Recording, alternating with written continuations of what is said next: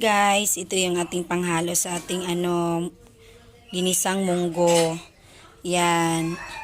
Liempo, pork chop pala, tapos ito. Kasi wala akong dahon ng ampalaya, so ang ginawa ko, ito na lang pechay. Yan, pwede kayong mag-experiment naman guys kung anong gusto nyong ihalo. Pwede din yung dahon ng malunggay. So yan, yung napili ko, ito na lang kasi tinignan ko sa aking ref, ito na nakita ko. So yan, pwede na yan. Tapos ito yung ating panggisa. Tapos haluan natin siya ng chicharon.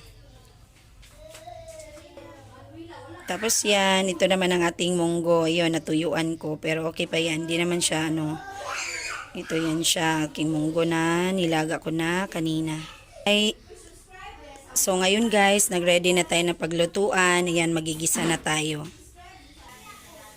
And guys, pinalitan natin ang ating paglulutuan kasi ayaw ng aking asawa yung isa. So ito malaki na daw ang paglulutuan. Kala mo naman ilang kilo yung munggo, Diyos ko. But anyways, okay lang yan. Depende naman yan sa panyo kung anong gusto nyo lutuan. Kasi rola, ito sa aking kawali talaga yan, malaking kawali. Ayan, magigisa na tayo guys. Mainit na yung ating Ayan. Ngayon guys, magigisa na tayo. Lagay na natin yung bawang. Bawang.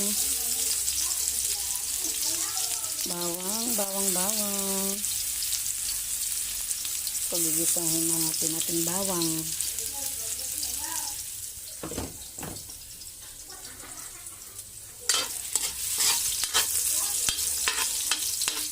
Na natin ating apoy kasi parang malakas ang ating apoy.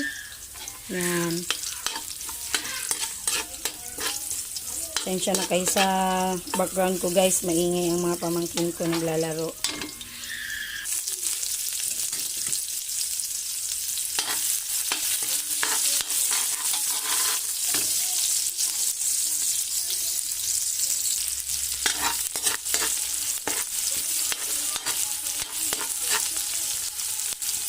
Medyo nasunog na ang ating guys.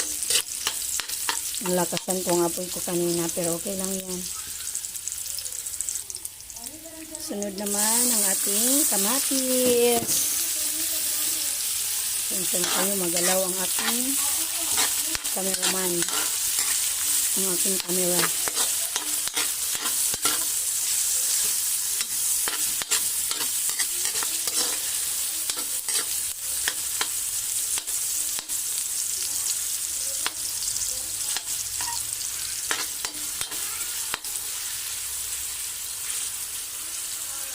Guys, ayan guys, medyo luto ng ating kamatis ngayon. Ilalagay naman natin ang ating baboy.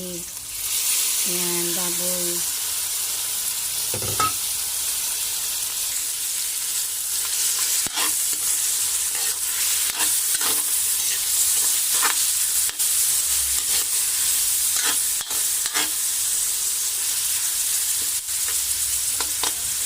Tapos yan, takpan muna natin yan.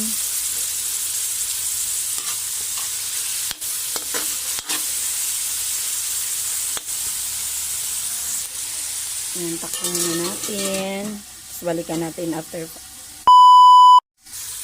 Yan guys, pinapula lang natin konti ang ating baboy. Minsan guys, pag nagluluto ako ng munggo, minsan pag hindi ako nagmamadali, ang ginagawa ko, yung pork, yung baboy na pangsahog, piniprito ko muna. Tapos pag medyo crispy na siya, gusto ko kasi crispy, saka ko siya ginigisa. Pag piniprito ko muna yung pork, then pag crispy na, ginigisa ko na siya sa sibuyas, bawang, tsaka kamatis. Then susunod na yung mga ingredients. Ngayon, medyo nagmamadali tayo at medyo tanghali na, late na ang ating lunch. So ngayon, diniretso ko na lang siya kasi konti lang din naman tong baboy na pansahog natin. Meron naman kasi tayong chicharon na pangdagdag ingredients din. So yan, pwede na yan siya. Konting-konting papulan na lang ng baboy at okay na. A few moments later. Guys, medyo pula na ang ating pork. Yan, hindi talaga siya crispy masyado kasi meron na siyang mga ricado Ayan.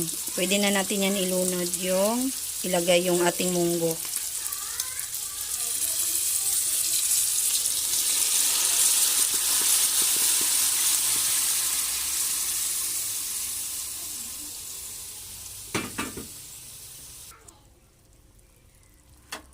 Ayan. Ayan siya.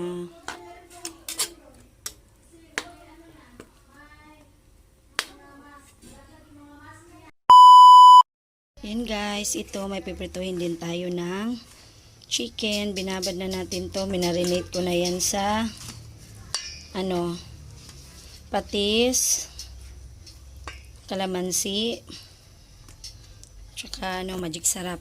Yan, pwede na yung lutuin siya. Fried lang yan, piprituhin lang yan.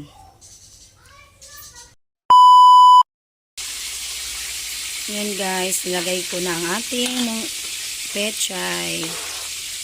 Yan, sarap na. Yan na guys, nilagyan ko na rin ng chicharon, pork chicharon. Tapos yan, patay na to kasi okay na to. Yan lang kasimple ang ating ginisang munggo with dahon ng pechay and pork. Yan lang mga besh, babush.